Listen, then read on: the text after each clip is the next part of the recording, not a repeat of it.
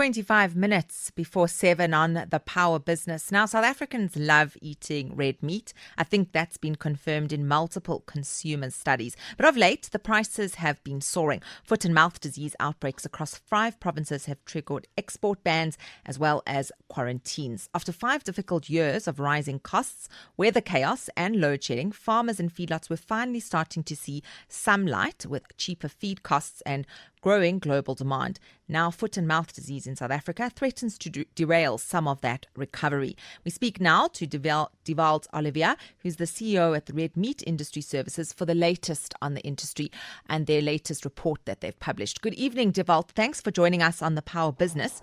What is the status of the outbreak now of foot and mouth disease? KZN appears to still be very heavily affected, while Limpopo and Free State have closed their outbreaks.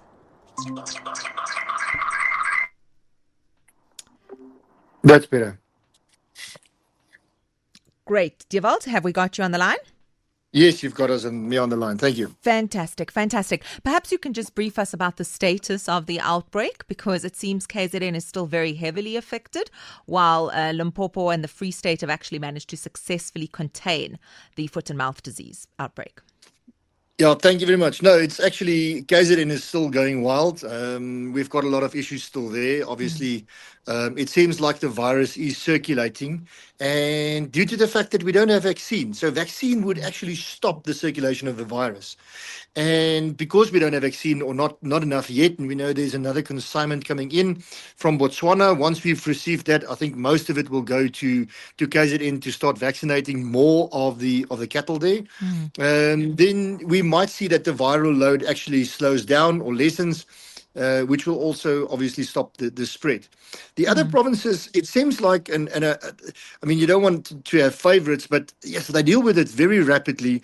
They immediately get what we form JOCs, Joint Operational Committees. They immediately form those JOCs, get the people together, police, industry, everybody, even the justice system, get them together and push through to enable stoppages and spreading of the disease. I'm not sure why we struggle so much in KZN at this stage.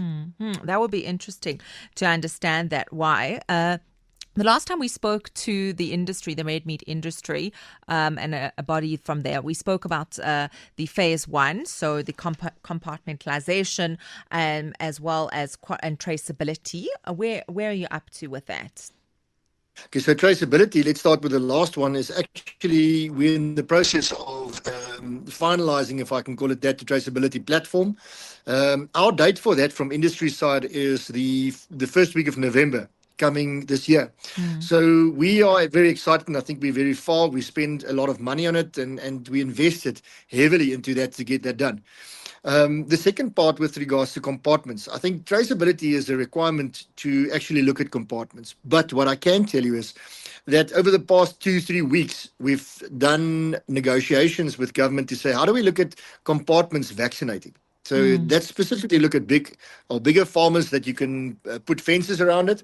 And at the end of the day, also feedlots. If we can vaccinate in those specific feedlots and bigger farmers, then it looks totally different. Then these guys can actually buy anywhere in South Africa as long as those animals are not clinically sick. They don't actually have the disease at that stage. That opens up markets for everybody. That would be a massive win for us. And I think we're there. We've already engaged the DDG and the DG, and Minister is also obviously at the end of the day already sold on that. Okay. And just to clarify, which department are you referring to? The Department of Agriculture. Okay, great. So let's look at our exports, because South Africa had very strong exports of red meat in the first quarter. And what's the impact of losing these markets? Of course, they can't import when the country has a foot and mouth disease outbreak. It is a bit of a misnomer, because we still do export. Okay. The only country that has at this stage actually stopped exports is China.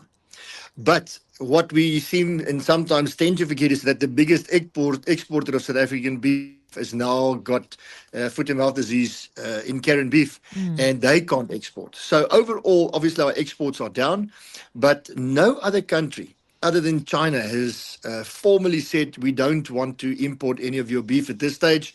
The rest is still exporting. The guys are still exporting to other countries, and it's actually going well. All right. Thanks so much for clarifying that.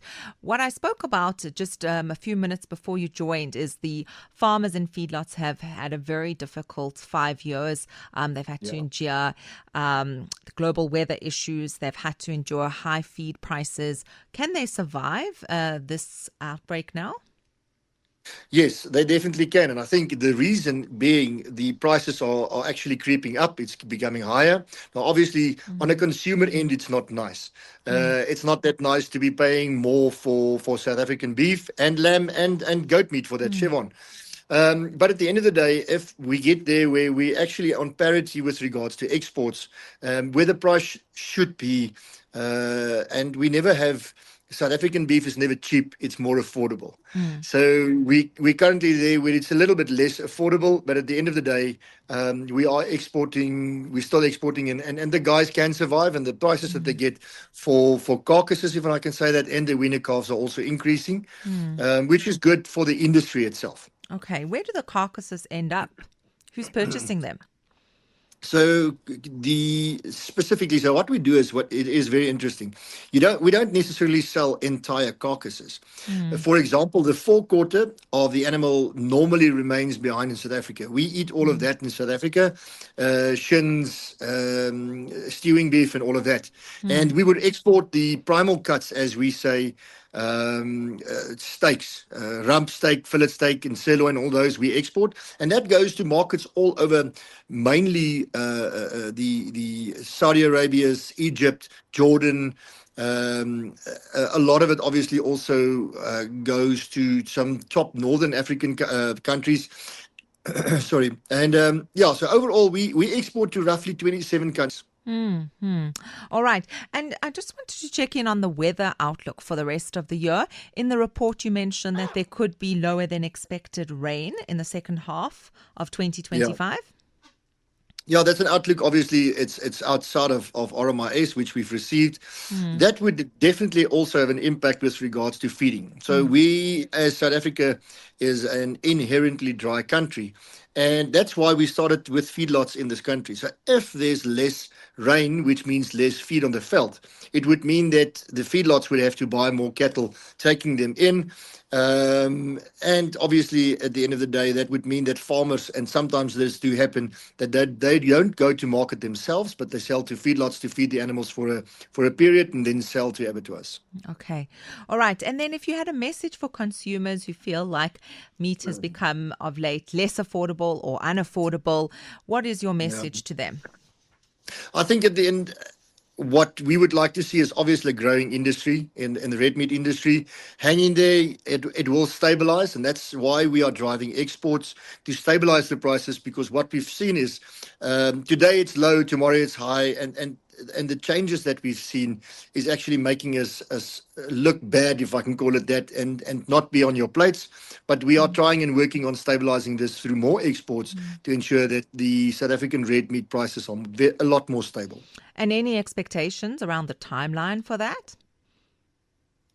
Well, we're working towards obviously the end of the year, but our final destination is 2030. Our strategy is the 2030 strategy, and that all encompasses that we increase our exports from 4 to 20%, with 250,000 weaner calves actually from the emerging sector into our commercial value chain.